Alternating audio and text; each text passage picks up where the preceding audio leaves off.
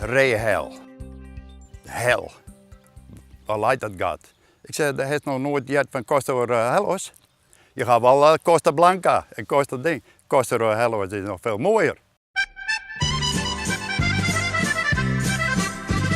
Het was aan de Costa del Sol, tingelingeling. Daar sloeg mijn hartje op hol, tingelingeling. Hij sprak me van amore, ik was die al verloren. Dit huis kost €49.500. Er lijkt een laminaatvlier in. Het is echt nog gemeubileerd. Dus dat krijgt er gewoon gratis voor niks bij. Nou, wat we hier zorgen, dat is de bovenverdieping. De bovenverdieping heeft 3 slipkamers en een overloop. Ja, ik denk dat hier een kwart tot de helft te keer is. Is het net wat vergane glorie?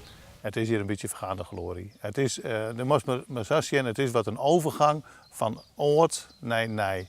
Dus als nu oudere mensen komen te overlijden of rijd je in een verzorgingstehuis, die door hun bezit oer aan de baan. Ben willen het vaak net hebben, dus het komt op de merk. Voor de achterboerman en jeddere komkommerkweker is het net de eerste keer dat hij verlitten wordt. Maar de koning bloot. Dat weer allemaal fruit. En daar zie ik nog een keer een kweker die tilde dan ik Afrikaantjes en dat spul. Dat weer geen heel te verzinnen. En nou verkeer je jouw viooltjes. Ja, en hele mooie sierpotten. Ja. Hoe is dat gegaan dan? Uiteindelijk, de klant die bepaalt waar jij gaat verkopen. Ja. Want als je het zelf bepaalt, want dan zeg ik wel eens, jongens, wat mooi ermee. Maar als die klant dat mooi vindt, dan moet je zorgen dat je dat krijgt. Eerst ging de Tunkersvoort, maar nou, jouw bordelje nou, die verdwijnen nou ook wat, hè? Want het zit al hier te keep. Ja. Wat is er mis met Rehel?